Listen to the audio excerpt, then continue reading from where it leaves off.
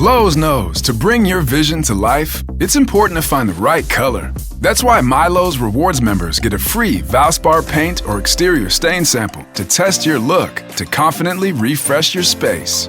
Offer valid in-store only 8/7 to 8/20. Limit 1 per customer while supplies last. Discount taken in time of purchase. See associate for details. Rewards program subject to terms and conditions. Details at lowes.com/terms. Subject to change.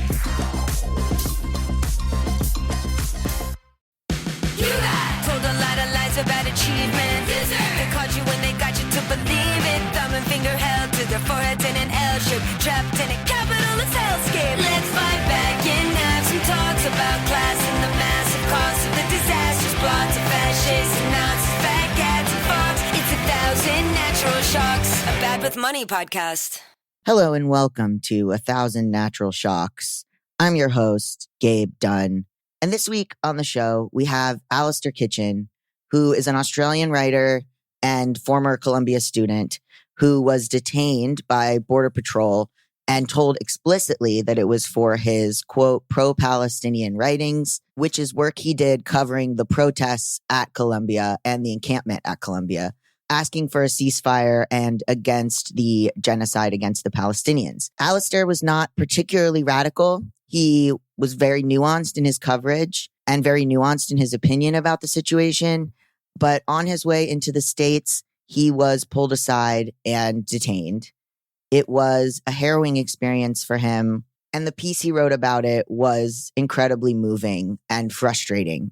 At one point, they take his phone and go through all of his photos, asking him to open his hidden folder. They play mind games with him, being vague about timeline or when he's going to be able to contact any of his loved ones. He has essentially disappeared underground.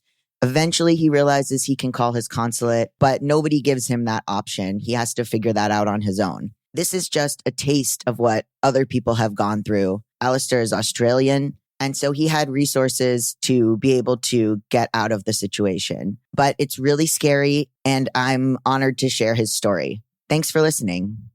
Hello, and welcome to 1,000 Natural Shocks. Oh boy. So our guest today, I read your article and then I was just like blown away by the way you were able to articulate the experience and the emotion behind it. So can you tell my audience who you are and what you do? Yeah, my name's Alistair Kitchen. I'm an Australian.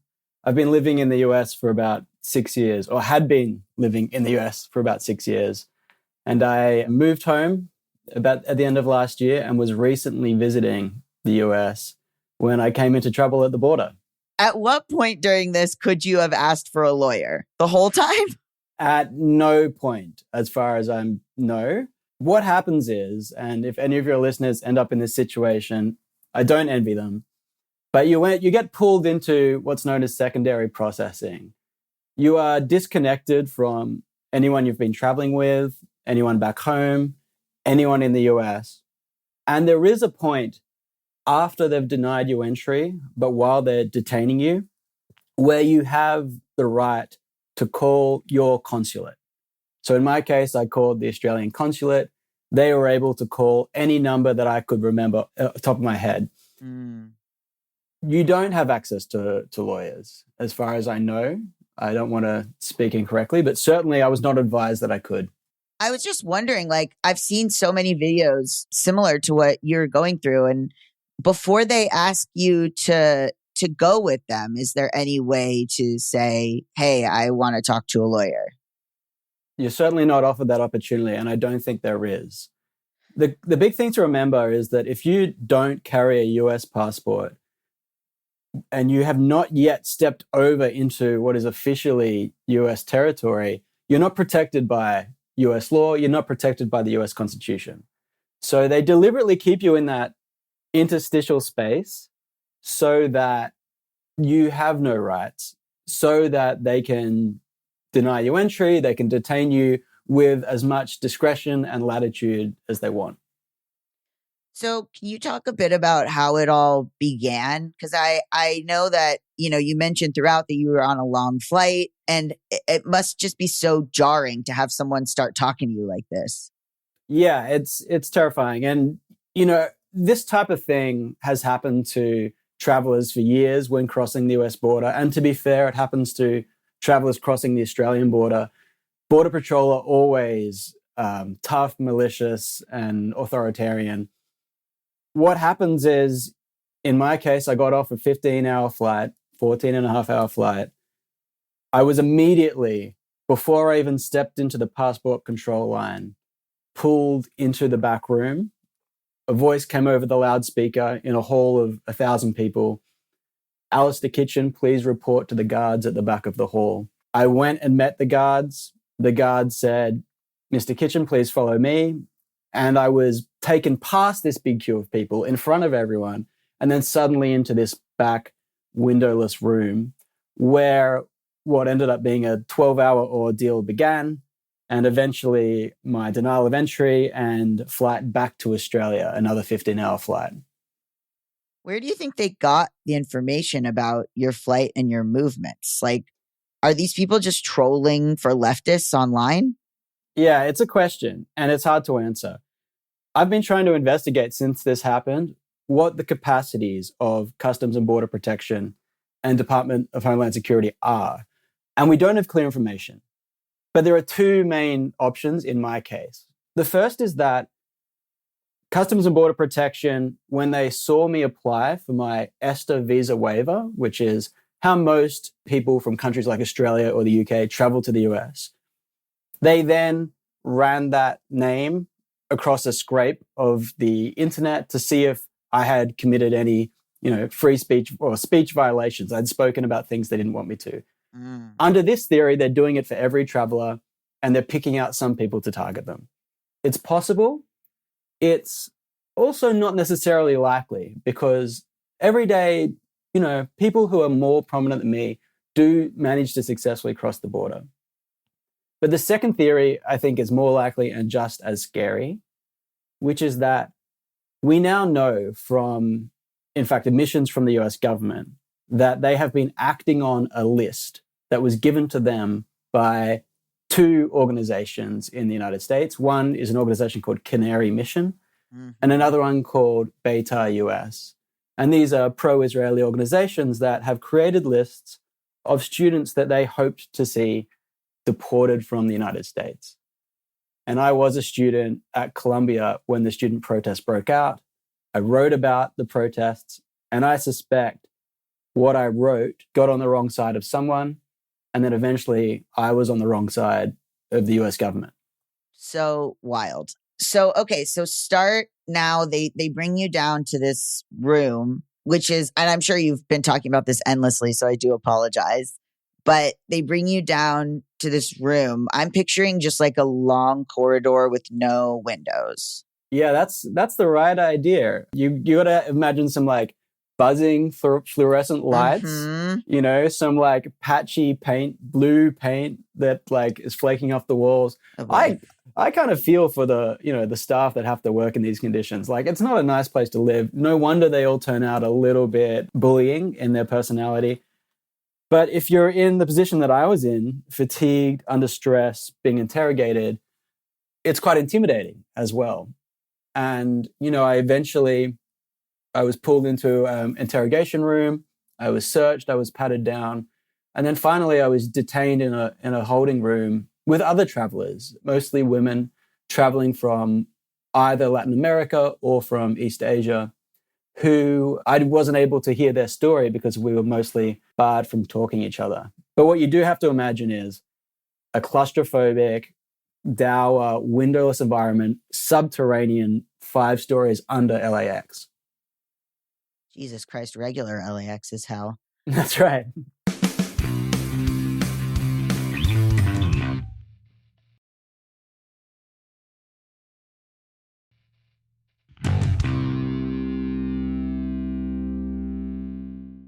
You mentioned that there were women in there, and someone told you that one of them had been in there for 4 days, and that there was one woman that was crying. Yeah, as soon as I entered the room, I was trying to get my bearings, trying to understand what rights I had, what type of power I had in that situation. Very recently, I used Indeed to get hired for a part-time job. The employer put their job listing up on Indeed. That's where I found it. I applied through Indeed and I got the job. Indeed made the hiring process so easy. I was able to search for all kinds of jobs based on my skills and being able to look at really easy to read descriptions from the jobs about what they were looking for in a candidate. If I needed to hire someone again, I would absolutely use Indeed. And I also have been telling everyone when they've been saying that they want to look for a job or they don't know where to find a job, I was like, you got to use Indeed. I've literally told like 4 people like, oh, I found this job on Indeed. That's where you should look if you're looking to find a job. And the job I was looking for, they needed someone really quickly because they were growing so fast. So they needed to hire the right person very fast, and it was so important. When it comes to hiring, Indeed is all you need. Stop struggling to get your job posts seen on other job sites. Indeed's sponsored jobs help you stand out and hire fast. With sponsored jobs, your post jumps to the top of the page for your relevant candidates, so you can reach the people you want faster. And it makes a huge difference. According to Indeed data, sponsored jobs posted directly on Indeed have 45% more applications than non-sponsored jobs. I sincerely love Indeed. I went on there. It was incredibly easy. I literally got hired in September for a job actually using Indeed. I know this is a podcast ad, but I mean it. I really did use Indeed. I really do recommend Indeed. It all happened so fast, and I didn't even have to really stress. I found what I wanted. I got the job. Plus, with Indeed sponsored jobs, there are no monthly subscriptions, no long-term contracts, and you only pay for results. How fast is Indeed? In the minute I've been talking to you, 23 hires were made on Indeed, according to Indeed data worldwide. And if you're looking to hire, you need to use Indeed because you'll find people like me. There's no need to wait any longer. Speed up your hiring right now with Indeed. And listeners of this show will get a $75 sponsored job credit to get your jobs more visibility at Indeed.com/badwithmoney. Just go to Indeed.com/badwithmoney right now and support our show by saying you heard about Indeed on this podcast. Indeed.com/badwithmoney. Terms and conditions apply. Hiring, Indeed is all you need. No matter what our day looks like, we need nourishment that fuels us. Kachava's whole body meal shakes will keep your body and mind nourished all day. The Kachava new strawberry flavor is bursting with real strawberry and benefits. Plus, the matcha just fuels me with a flavor that I would already be getting. One thing that I like to do to incorporate Kachava into my daily routine is I add peanut butter and a little bit of iced coffee, and it helps me stay energized, focused, and calm. It's basically a way that I can grab a breakfast on the go, and it's super easy to make a superfood-packed shake with Kachava. All the good stuff your mind and body crave for whole body health. With every 2 scoops of Kachava, you get 85 plus superfoods, nutrients, and plant-based ingredients. There are no artificial flavors, colors, or sweeteners. Non-GMO, no soy, no animal products, no gluten, and no preservatives. Rethink your definition of fast food. It mixes into a smooth and creamy shake, whether you use a shaker bottle or a blender, and it's a comprehensive all-in-one meal. Think protein shake, meal replacement, greens and veggies, essential vitamins and minerals, and so much more. You've never tasted strawberry like this. Go to Kachava.com and use code BADMONEY for 15% off your order. That's Kachava, Kachava.com, code BADMONEY for 15% off. Lowe's knows to bring your vision to life, it's important to find the right color. That's why Milo's Rewards members get a free Valspar paint or exterior stain sample to test your look to confidently refresh your space. Offer valid in-store only 8/7 to 8/20. Limit 1 per customer while supplies last. Discount taken at time of purchase. See associate for details. Rewards program subject to terms and conditions. Details at lowes.com/terms. Subject to change. The first thing I saw was this woman crying, clearly upset, as I understand anyone would be. And mostly she's just begging for information because you're held, but you're detained without really any support from the holding guards. And you're certainly not being informed about your rights or when you might be on the next plane. So she's saying things like, please just tell me what's going to happen to me. And the guard, in my view, highly unsympathetic, is saying things like, look, I don't have any information to give you. You're just going to have to wait. You should feel, you shouldn't be complaining. That woman over there, and at this point he gestured to another woman who was lying in a cot covered in blankets. That woman over there has been in here 4 days. And, for me, stepping into this room for the first moment, this was a terrifying thing to hear. I didn't know if I was going to be in there for 40 minutes or 4 days. Or as we've heard in, other stories, there was a Canadian woman detained for 2 weeks by ICE. These are situations where you are completely vulnerable and completely at the whim of what is like an arbitrary and pernicious bureaucracy. And at that point, to be honest, I was pretty scared. Yeah. What did they do with your luggage? Did you have your luggage?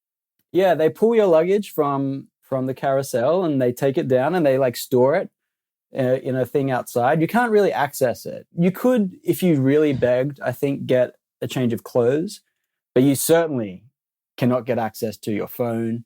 You certainly are not allowed access to a computer.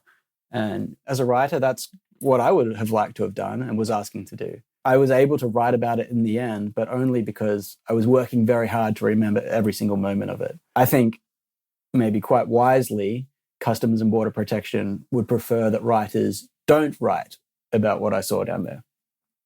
Yeah, that's idiotic that they pulled a writer. Yeah, so you go down there and I mean, here's my thing, is that it is absolutely wild to hear people that support this talking about, well, they'll just hold them, they'll investigate it, and then they'll let them go.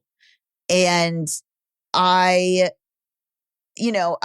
worked in a very rich area for a while in customer service.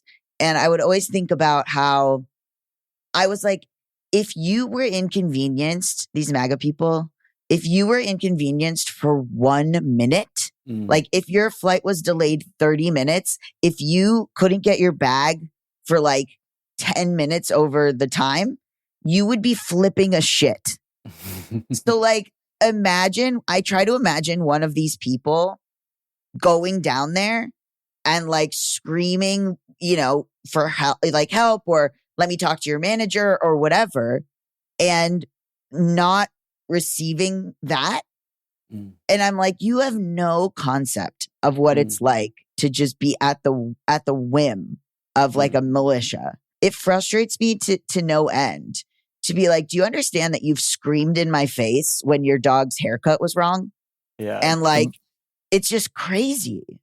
Yeah. There's a population of the United States, of Australia, of every country in the world that believes that they will never be at the receiving end of the type of power that they want the state to be enacting. The laws in their mind, they're there to bind other people and to protect them, but they don't think that the shoe might ever be on the other foot, and they don't have any interest in imagining what life might be like for someone who receives the blunt force of authoritarian power. And as you say, like, these are people who often we might find expressing absolute fury at the most minor inconvenience. But this is, I think, a pretty good example of, the authoritarian personality, the bullying personality, the person who is attracted to power, who is attracted to the use of power because they see themselves as the beneficiaries of that power and never as the victims of that power. So when they said this is about the pro-Palestine journalism, the coverage of the protests at Columbia when you were a student, what was going through your mind and what were some of the questions that they were asking you? Yeah, I suspected that something might happen. I was worried that, something might happen. I'm familiar with Customs and Border Protection. I'm familiar with the Trump administration. Nonetheless, I was shocked by the explicit and prideful reasoning that they gave when they said, "Oh, we have explicitly detained you because of what you wrote online about the protests at Columbia." I was shocked that they were so forthcoming about that. And frankly, everything that I've written online remains online, and any listener can go read it. And I think what they'll find is that it is well within the bounds, not only of like popular opinion, but is, in my view at least, eminently reasonable and certainly no threat to any American or any other person from any other country. So then I'm thinking, oh, wow, if my tiny blog that no one reads, that is really just a series of thoughts about the protests and about the people in that world, can trigger such a forceful coming down from the US government, then we've really broken into a new phase of this administration, of culture, where the government, knowingly or unknowingly, is targeting writers and journalists for expressing opinion. Mm-hmm. Ultimately, that is what has occurred in this case. There are complexities in the case, there are nuances, but the fundamental piece is that a US border guard told me that I had been pulled out of line at LAX because of views that I had expressed while living on US soil. Mm-hmm. And while I certainly wasn't on US soil in the technical sense while I was at the airport, I was on US soil when I wrote those blogs, mm-hmm. which is to say I would have thought that I was protected by the First Amendment. Mm-hmm. And as we've seen in the case of other students, including Mahmoud Khalil, it seems to me that the US government is very willing to step on First Amendment rights and to intrude upon those rights when the speech goes contrary to what they want to hear. Yeah, it is interesting because it makes me feel, as a Jewish person, it makes me feel like it's creating animosity against us in the name of fighting anti-Semitism. Like, of course, and you know, I don't think people are, the general public before this, during this, was at all educated in the difference between Jew and Israeli. So I'm heavily in leftist spaces. I go downtown, which is where we're having a lot of our 24/7 ICE protests outside the Metropolitan Detention Center. If your writing was a problem for them, mine is going to be a real problem. It sucks to be like in that space and to hear, and I understand it completely, to hear like, oh, Israelis, blah, blah, blah. Oh, this is because the Jews, blah, blah, blah, which I completely understand and do correct, but also I get it.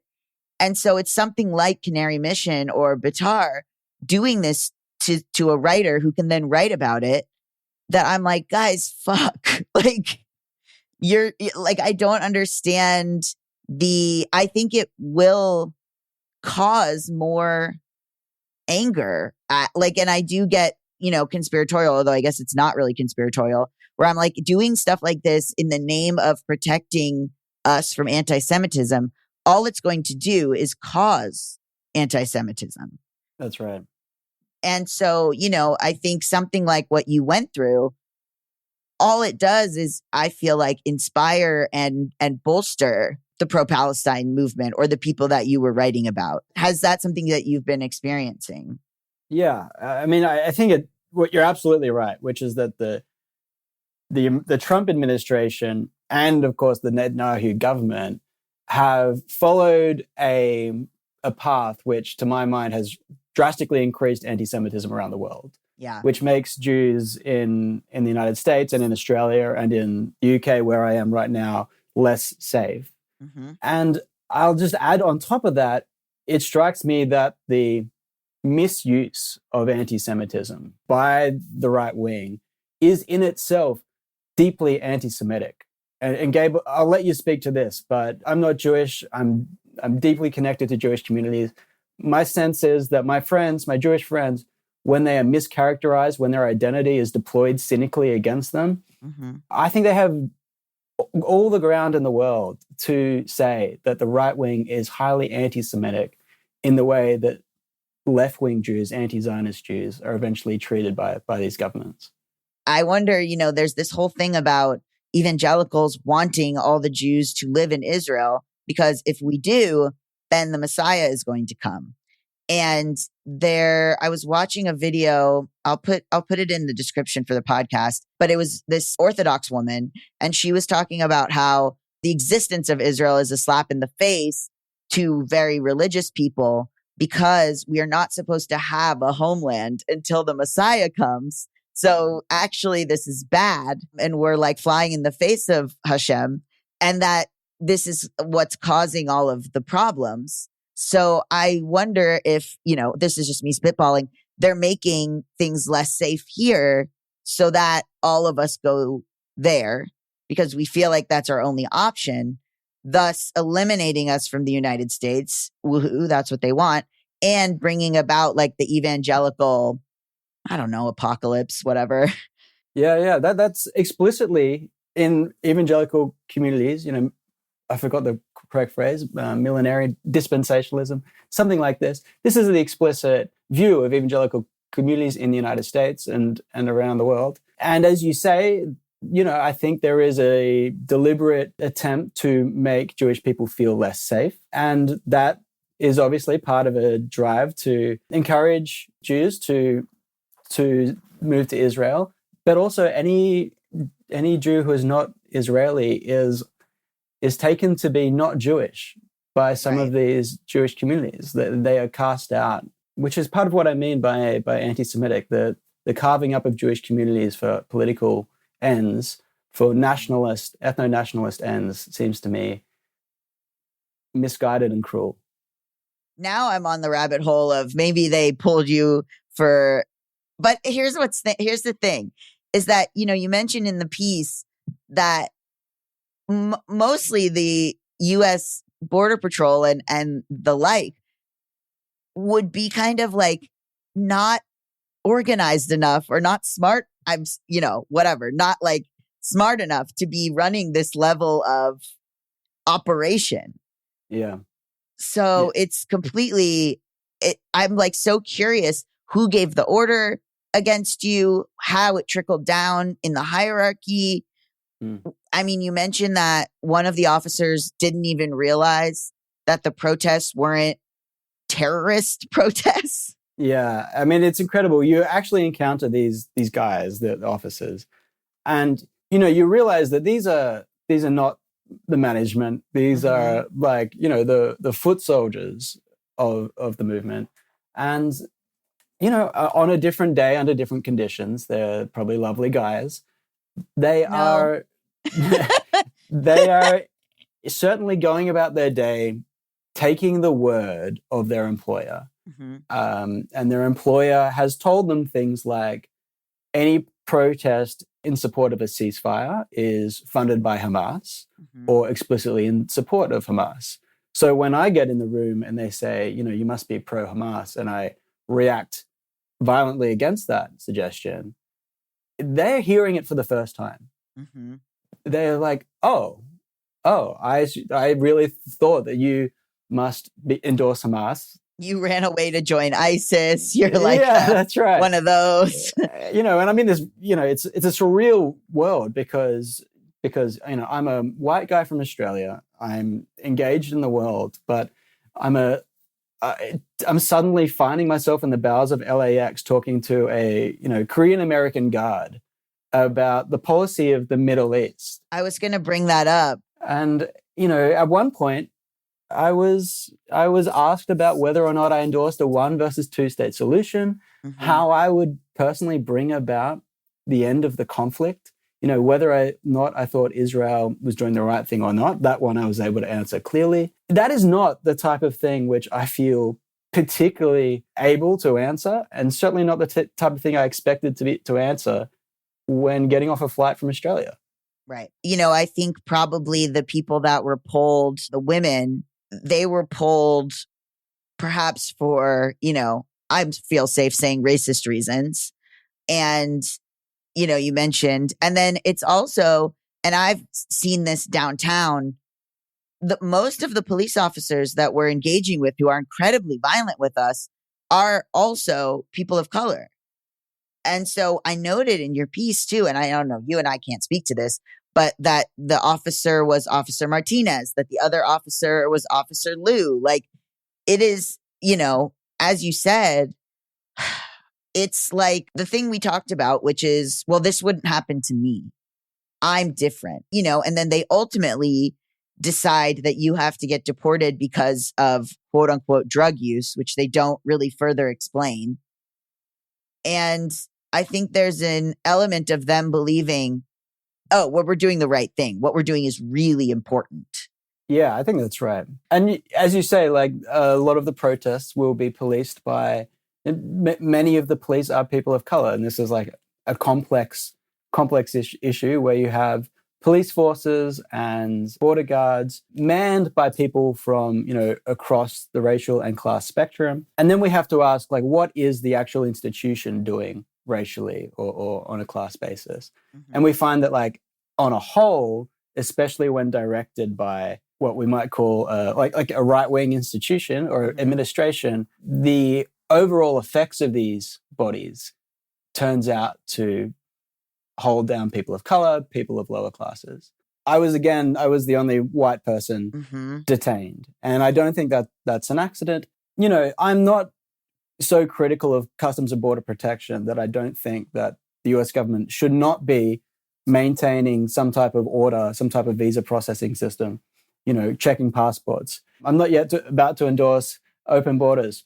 In any case, my complaint, and I don't know what grounds the individual people in those cells were held for, but I can certainly say that they did disproportionately seem to be they certainly were not white, they certainly didn't seem to be rich. And has been the case for a very long time, including before the Trump administration. Yes. That governments of rich countries have policed their borders ferociously and continue to do so. What is new in this specific case, at least in my specific case, was that they were willing to use those powers to police forms of speech that they didn't like. Right.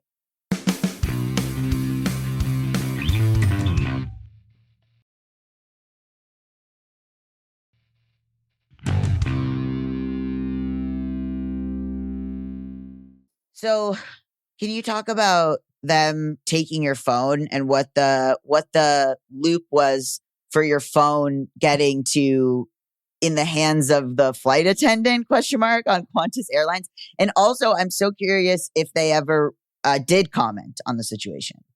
Yeah, let me talk about that, and I'll talk about the drug angle as well. So when I was first detained, I was told, give us your phone and give us your passcode. I had turned off facial ID. If you have not turned off Face ID, Customs and Border Protection have the right to hold your phone forcibly up to your face and unlock your phone. So do turn it off. Nonetheless, they said, give us your passcode. And I said, I'd prefer not to. They then said, that's fine. We will deny you entry and put you on the next flight home. At this point in the story, I was still wrongly, naively hopeful that as soon as they saw they were dealing with, a writer from Australia and a pretty, small bore one at that, they would just let me in. So I gave them my passcode and they would disappear in the back room to search my phone. While they were interrogating me about my views on Israel and on Palestine, they were downloading the contents of my phone and searching through it forensically.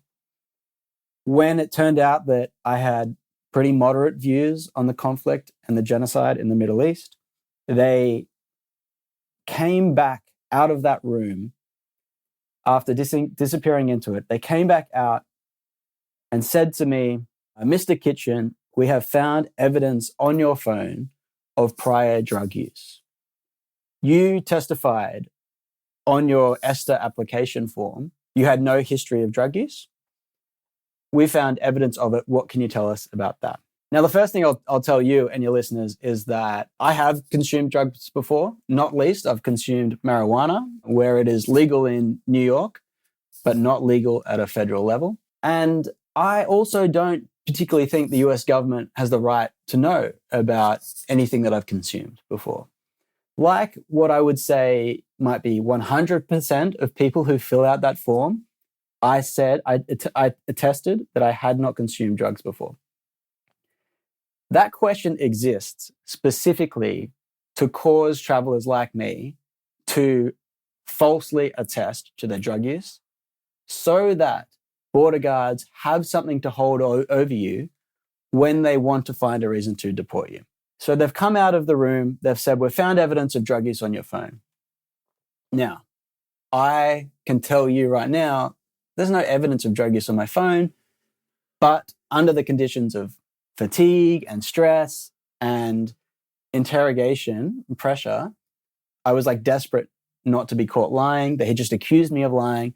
And so I said, oh yeah, okay, wow. What do you want to know? And they said, what drugs have you consumed before? And I said, I bought weed in the United States and I've done other drugs in other countries. Now, I should never have done that. And if you're listening to this and you end up in that situation, accept immediate deportation instead of handing over the passcode to your phone. Because the truth is, they're never, ever going to let you in. They don't want to let you in once you've made it to that point. And they will use every tool at their disposal to entrap you into giving an answer that will be further grounds for your denial of entry. They had the discretion to deny me entry already. Now they have me admitting to drugs. They have even more reason to deny me entry. And that was the point at which they said, you know what, there's no chance you're coming in at all. Eventually, that was the first of 2 interrogations. I was interrogated maybe for 4 hours in total. I was detained for 12 hours. And finally, I made it onto my flight home 12 hours later at about, I think it was 9 p.m. that night. And I was walked through LAX, through the terminal, paraded by 2 armed guards, all the way to the front of the plane, where I was made to watch every single person board the plane first before I was finally allowed to get on, at which point an envelope with my phone and my passport was handed to the Qantas flight attendant. And the Qantas flight attendant then said to me, Mr. Kitchen, I'm going to hold on to this until we land in Melbourne, Australia. Now, there seems to be, as I understand it, no legal grounds for this. And in fact, like, I'm no lawyer, but part of me wonders if it's legal at all for them to confiscate my goods, for Qantas to do so.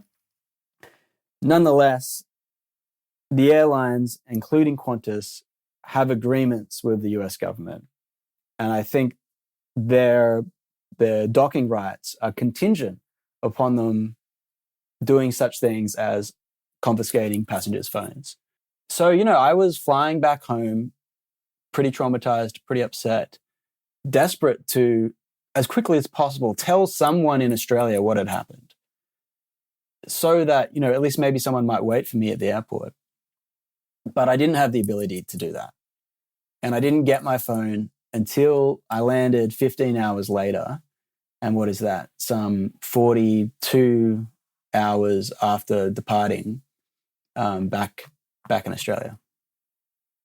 So I wonder if there's any maybe benefit to having like a text ready to go or something if you're traveling that you can just send really quickly before you're taken. Like, I don't know, some kind of like Hail Mary button or something. Yeah. So one thing that you could do, if you are anxious and you have reason to believe that you might be in a similar position to me, you might have someone know that you're traveling, and you might text them literally as the plane lands and say, I'm about to enter LAX or New Jersey Airport or Dallas Fort Worth, and just be in text communication with them as you walk, and then have some type of passcode, some type of word, emoji that you would not usually send that says to them, hey, I'm being disappeared into secondary processing. I think that's probably a wise thing to do. So did Qantas ever respond? Qantas, I think, responded to... No, I don't think Qantas ever did respond to comment. I know a lot of journalists reached out, but I don't think they ever said much about it. They certainly never apologized to me and never contacted me again. I'm about to write them a strongly worded email. Please do. There are a lot of people in this story who I'm upset at. Qantas is one of them. Qantas has not covered itself in glory in the last few years, and a lot of Australian listeners will know that it has lost a lot of favour. And I think one of the reasons is that Australians used to understand Qantas to be an Australian company, an Australian airline that would look out for Australians. And this is a story in which they have clearly opted to defend the interests of the Trump administration over an Australian citizen. Right. Yeah. Well, I'm never going anywhere ever again.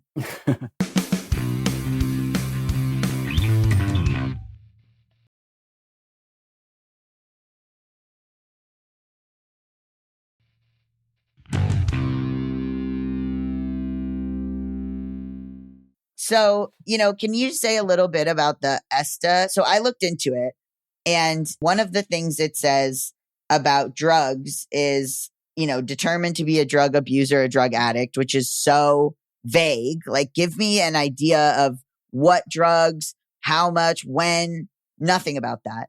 Then I also found it deeply hilarious that one of the qualifications is that you cannot have severe acute respiratory illness capable of transmission to other persons and likely to cause mortality. Meanwhile, they don't even believe in masks or COVID. Yes, That's exactly. Wild.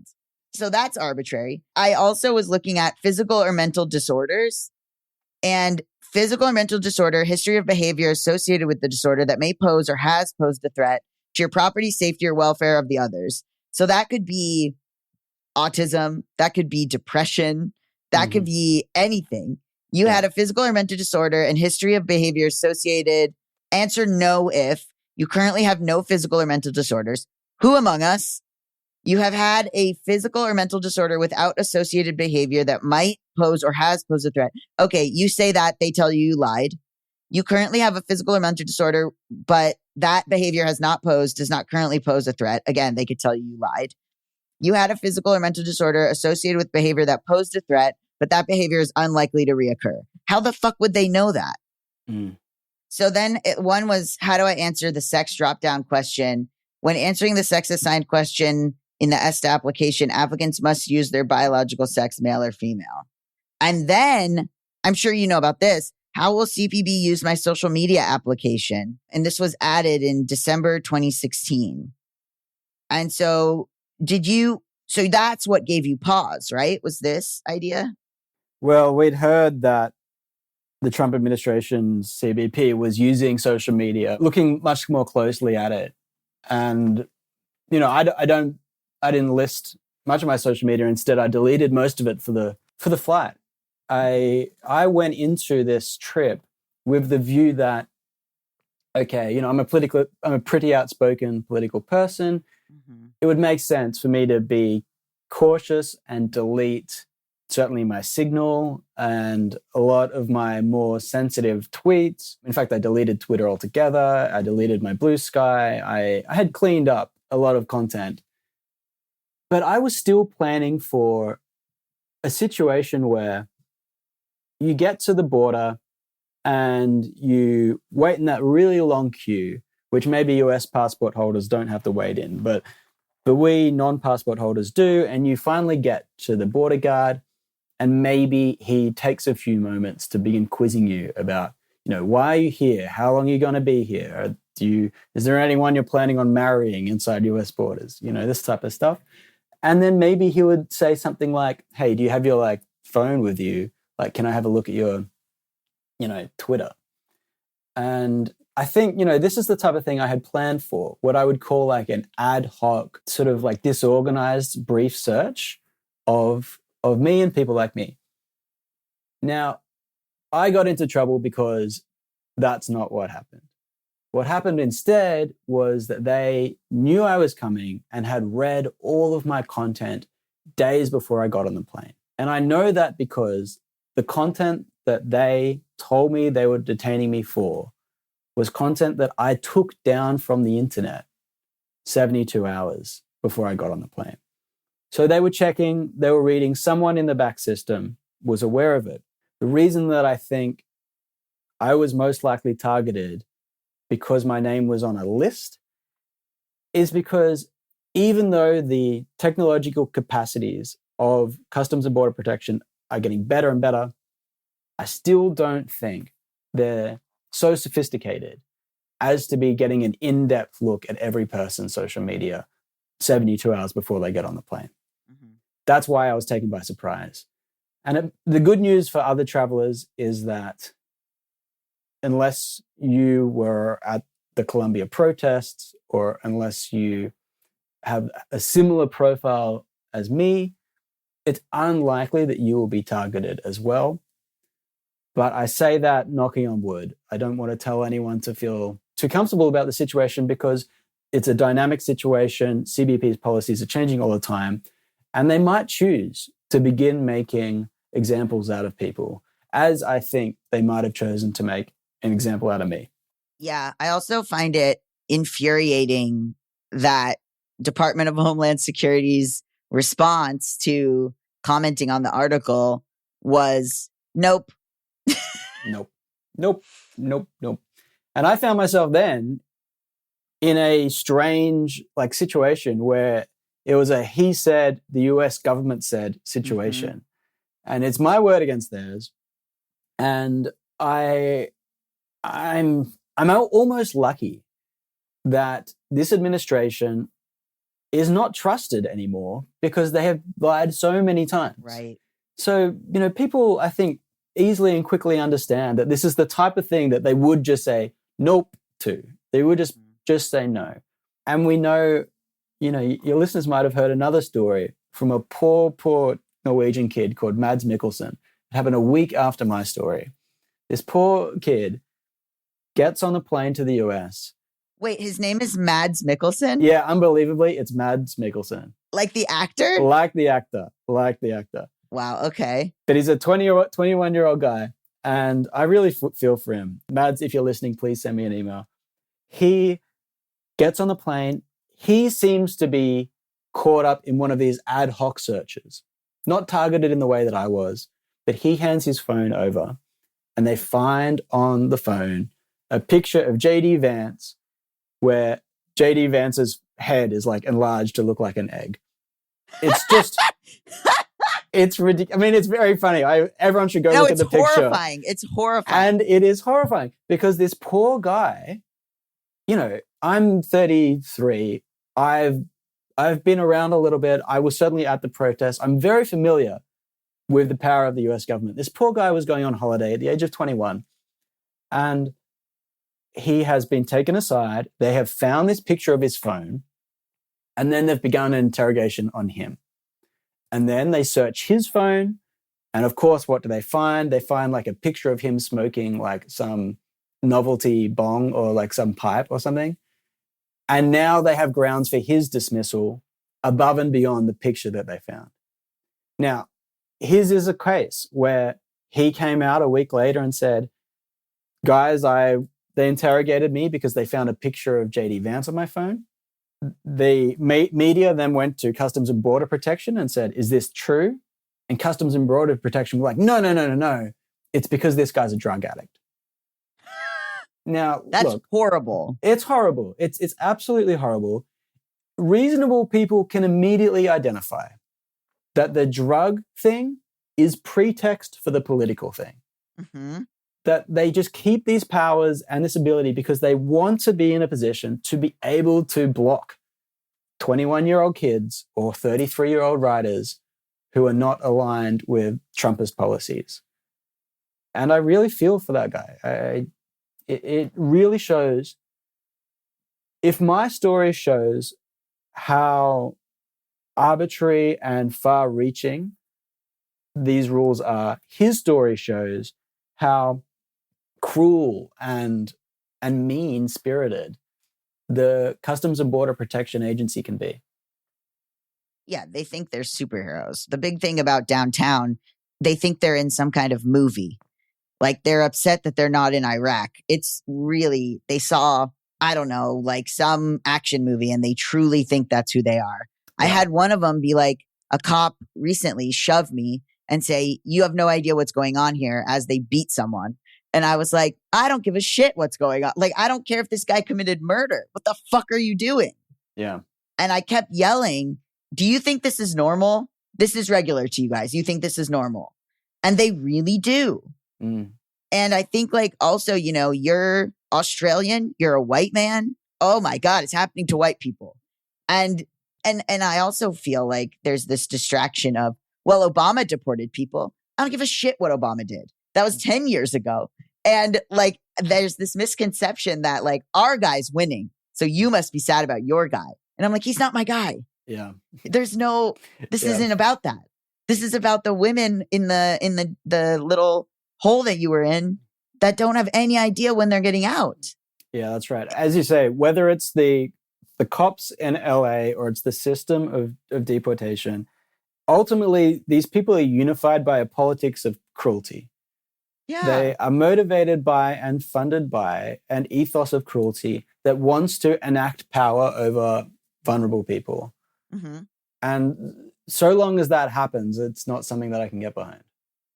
And also people are stupid. So like I've lost the ability to think that people are good at heart. Like the comments on like any story like this is like, well, shouldn't have done that.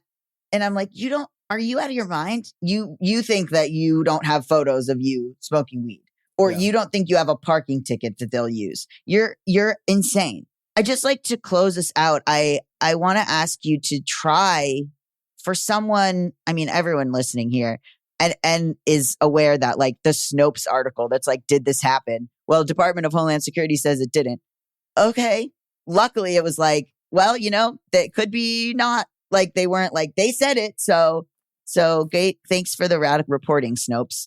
But what, like the feeling of helplessness and of not knowing and of, you know, can you just kind of like give them a taste? And also, would you come back here?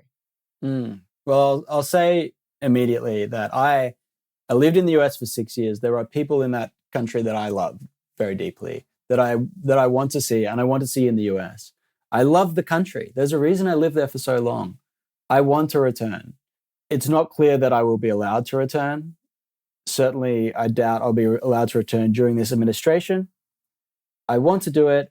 I frankly feel quite traumatized by the experience. I said earlier, I'm in London right now. I boarded a flight from Australia to Europe, and at the airport, I was having a stress response. I was feeling things in my body that were quite clearly connected to what I had gone through just a few weeks before when I was in the US.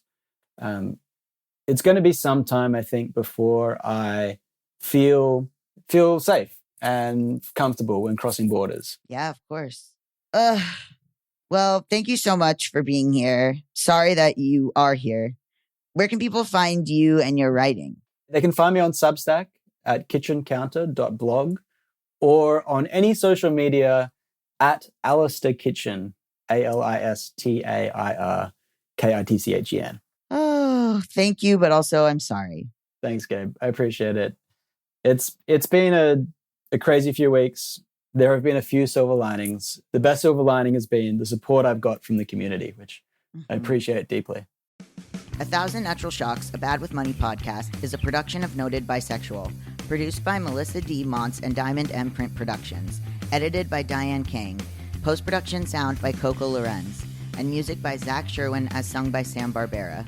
Love you guys. Bye.